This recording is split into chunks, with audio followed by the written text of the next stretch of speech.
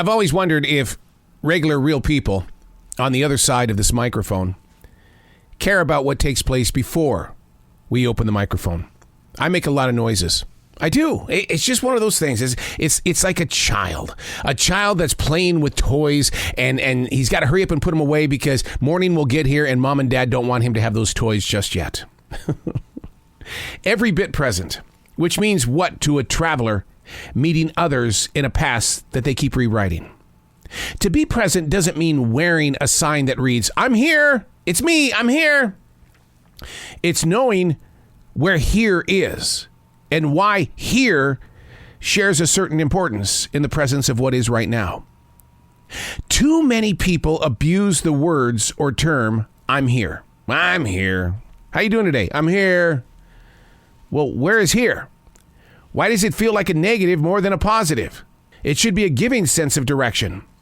They've turned here into a wrecking ball that keeps hitting the soul in ways that damage other people's ambitions.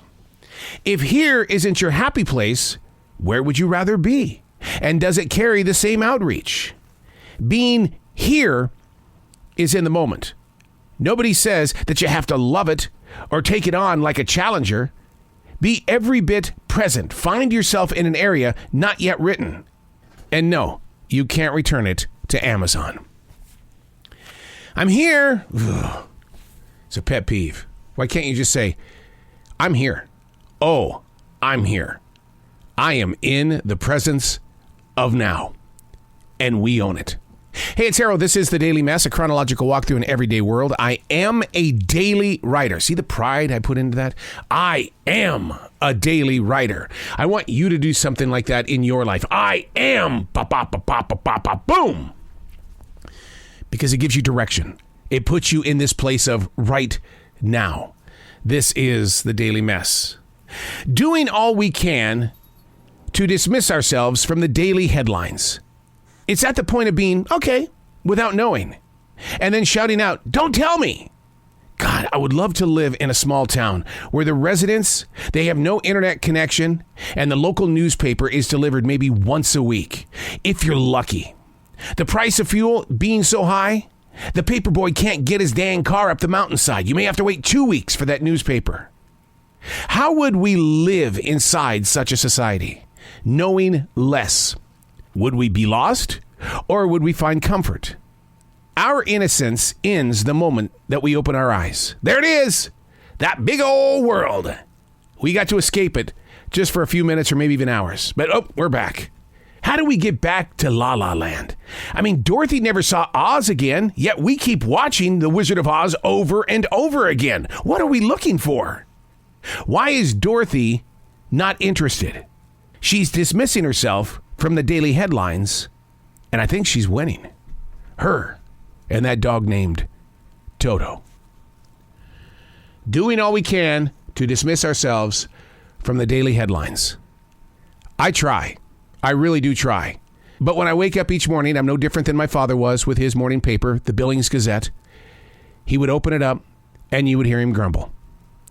Same thing with me. When I get on my smartphone, and I go to CNN.com, then Fox.com, and then NBC.com. I go to every .com there is available, changing, evolving, growing in a direction that I really can't do anything about, but I just want to know about it. Doing all we can to dismiss ourselves from the daily headlines. I think one of the most peaceful times I've ever enjoyed was when I was studying the words of Julia Cameron, who gave us The Artist Way, The Vein of Gold, and so many other beautiful books.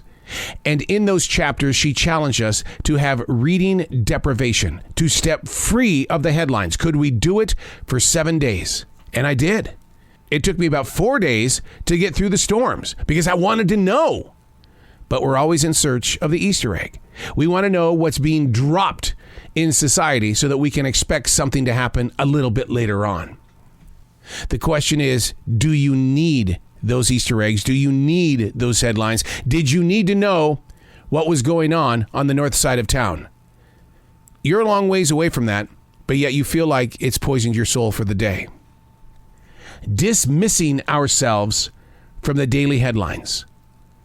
What happens if our heart and our head create their own headlines and we have to live off from what it is delivering to the rest of our system of choice? Are we bringing all of those headlines to a place that doesn't need it? And how do we stop ourselves from guilt tripping, shaming, feeling sorry for, and basically feeling like we've been left out? We are the media ourselves. We create our own stories.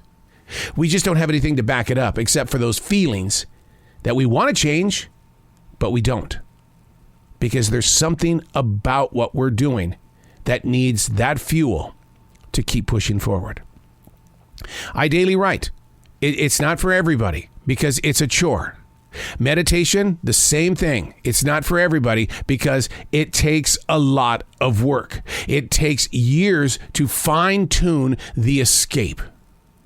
So I ask you, where do you go to breathe? Is it the front seat of the car with the music really loud?